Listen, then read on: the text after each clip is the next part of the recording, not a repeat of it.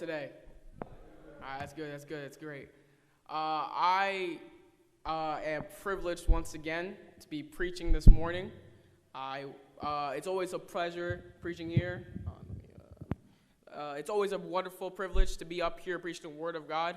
And I pray that this morning that this message can be a blessing to all of you. So the verse we're looking at today, I got a short passage today, and it's 1 Thessalonians chapter 5. 1 Thessalonians chapter 5, and we're reading verses 16 through 18. 1 Thessalonians chapter 5, verses 16 through 18. Now today I'm going to be reading from the English Standard Version.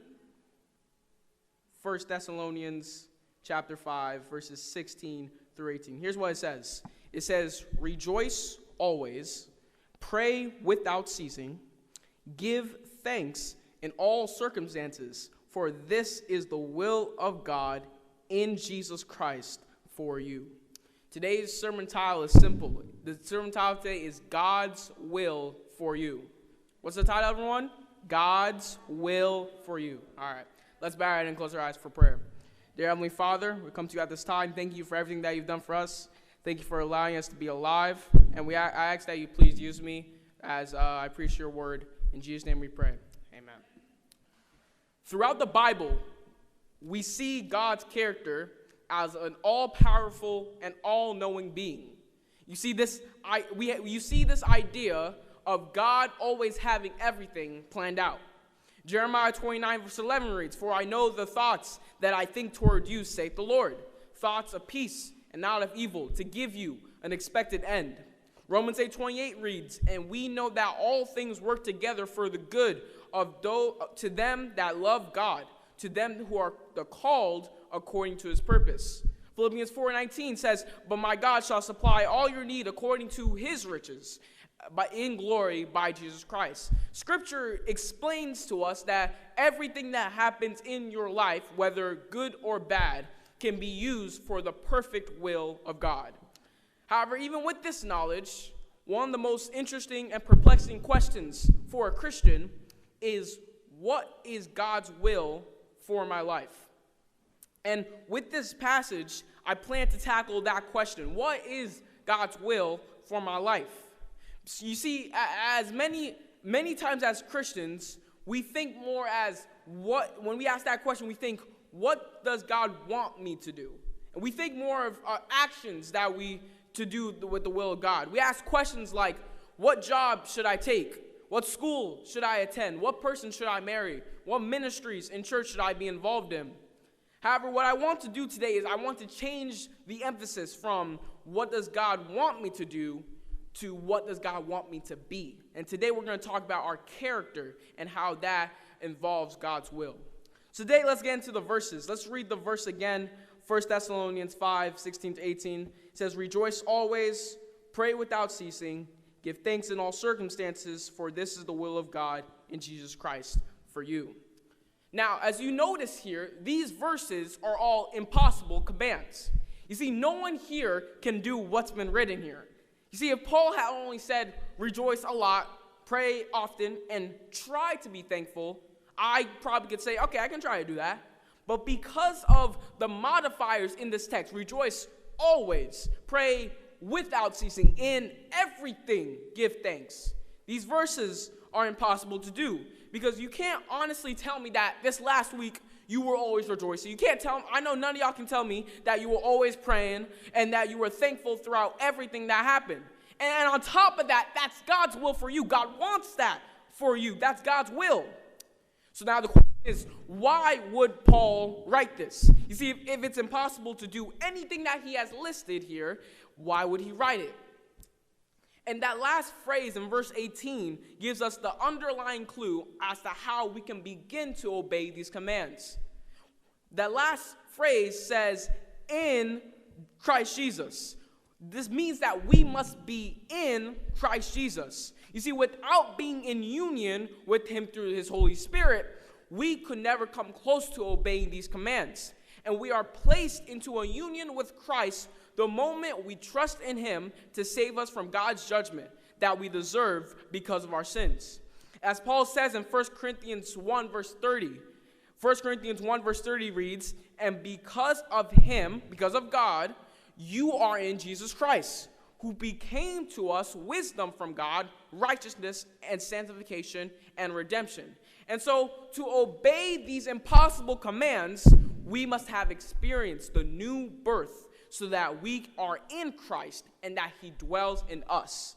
And so as we learn to abide in him and trust in him to work through us, we will progressively be conformed to his image. Jesus was always rejoicing, always praying, always thankful. And so being in him and relying on him are the keys to becoming like him in these three qualities. So real quick, let's go through each of these commands. Verse 16 says, rejoice always. So the first point here is God's will for us is to be joyful. Now let's add some context this morning. As many of you know, the Christians had it rough as they dealt with persecution. See, there could be persecution from Jewish or Roman authorities. There might be division within families. They might not have jobs anymore. And in the church of Thessalonica, the church that this letter is written to, that's no different. In Thessalonica, their neighbors had turned on them, made them suffer for their newfound faith. That must have broken their hearts because their friends had become their persecutors. And to people like that, to people who are suffering, to people who are dealing with persecution, Paul now writes, rejoice always. Why? Well, the reason depends on what we say rejoice always means. Does rejoice always mean that you always go around with a smile on your face? Does rejoice always mean that you're always laughing, always smiling, always whistling a cheery tune? Are you sinning if you ever feel sad, depressed, upset, or grieved? No, you're not. And I'll tell you why. You see, if rejoicing always means you always have to be upbeat, means you never feel sadness, then we got a problem because neither Jesus or Paul was always happy. As Jesus faced the cross, he prayed, according to Hebrews 5 verse 7, with loud crying and tears. In Romans 12:15, he tells us, rejoice with those, Paul tells us, rejoice with those who rejoice and weep with those who weep. He doesn't say tell those who weep to stop weeping and start rejoicing. No, he says weep with those who weep. So what does this mean? The command follows Paul's exhortation that we should not get even with someone who mistreats us. And probably Paul taught them Jesus' words in Matthew 5, verses 11 and 12. Matthew 5, verses 11 and 12, which says, blessed are you when others revile you and persecute you, and utter all kinds of evil against you falsely on my account. Rejoice and be glad, for your reward is great in heaven, for so they persecuted the prophets who were before you. As Paul commanded the Philippians, rejoice in the Lord always. Again, I will say, rejoice. And that little phrase, in the Lord, is the key. Because since we are eternally in the Lord through faith in Christ, we can always rejoice in the Lord. The Christian can rejoice because their joy isn't based on the circumstances they're in, but because of God.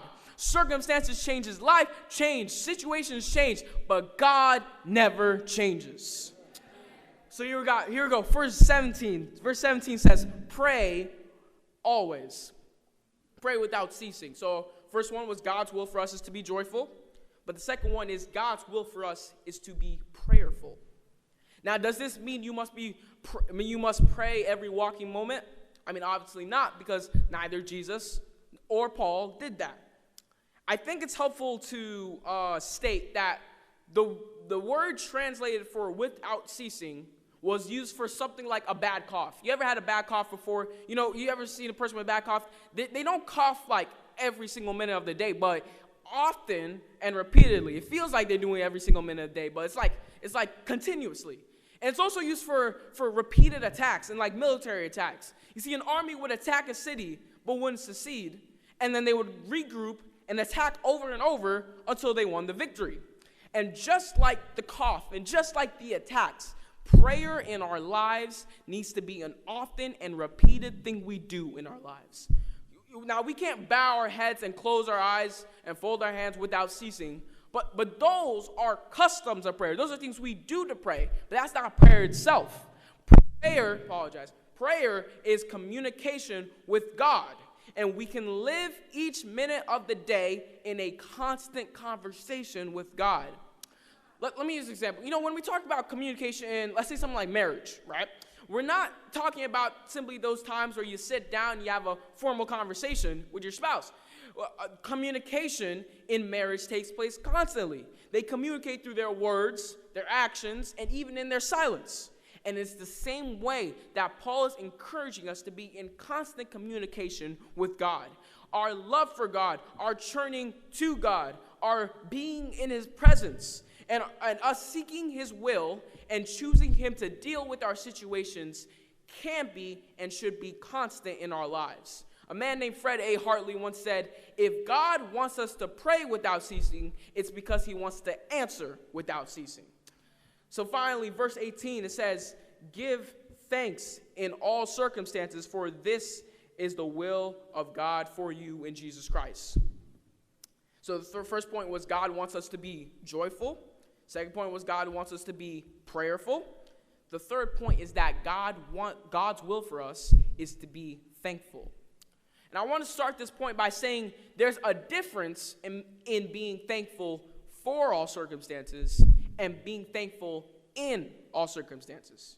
You see, being thankful for all circumstances would mean that you would have to be thankful for every little thing that happened to you, whether good or bad. So that means you would have to be thankful for injustice, for tragedy, for disease, for war. You would have to be thankful for the evil things this world gives us. You would have to be thankful for all the bad things that happen to you in your life. But that's not what the text means or says. The text says, in all circumstances. In all circumstances. And so this command to give thanks in all circumstances doesn't require some intellectual or spiritual gymnastics to believe that everything in this world is really good. But there is never a time during which we can't be thankful. This command means that in every situation, we are to give thanks to God who has everything in control no matter what happens. Let me tell you the story and then I'm over. I'm done. There was this pastor that had one of his former members fly in from a different city. And he asked them, and that member asked him to pick him up at the airport. Pastor said, okay, no problem. He said, what time? The member said 9 a.m. Now, if you ever driven in any city, you would know that that time is one of the worst times to be driving because there's so much traffic from the morning rush. But the pastor wanted to be nice, and so he went to pick her up. And when he went to pick her up, the pastor asked, where do you want me to drop you off? She said a place that was 2 hours away from the airport. Now, immediately that pastor thought, I should just tell this woman I got some pastor thing because I don't really want to do this. But he wanted to be nice and brought her to the place. And he slowly realized how his mileage was going up and his gas was starting to go down. And when he finally reached the place, 2 hours later, he finally reached the place, the woman said, thank you, took her stuff, and closed the door. The woman gave no gas money at all. I know a lot of drivers would be probably bothered with that. And so he drove off from the place. Pastor was mad, like, this woman didn't give me none. I drove you 2 hours. You ain't gonna give me even gas money. And he said, you know what, let me just go get the car wash. And as he's getting his car wash, he sees a homeless man right next to the car wash. And at that moment, he hears a voice in his head say, you ungrateful person. You're complaining about having to drive long distances, but at least you have something to drive. You see, the reality is, everyone, is that no matter how bad you have it, someone always has it worse. And so if you're driving a car right now, you should give God thanks because you could be riding the bus. And if you're riding the bus, you should give God thanks because you could be riding the bicycle. And if you're riding a bike, you should still give God thanks because you could be walking. And if you're walking, you should give God thanks because you could be in a wheelchair. And if you're in a wheelchair, you should still give God thanks because you could be in the hospital bed. And if you're in that hospital bed, you should still give God thanks because you could be dead. And if you are dead, and you are D-E-A-D, dead, and you're dead in Christ, someone should give God thanks for you, because Paul tells us that the Lord himself will descend from heaven with a cry of command, and the dead in Christ will rise first. And so if you don't want to thank God, that's your business. But as for me, I will bless the Lord at all times. As for me, I will rejoice in the Lord always. As for me, I will be thankful in everything, because I know God has control of everything. God's will for you is to always be joyful, always be prayerful, and thankful. They seem impossible. You can't do them. They seem like they can't be done. But that's God's will for you. And it isn't easy to rejoice always. And it isn't easy to pray without ceasing. It isn't easy to give thanks in everything. But it's possible. You know why? Because you can do all things through Christ who gives you strength. God bless you all.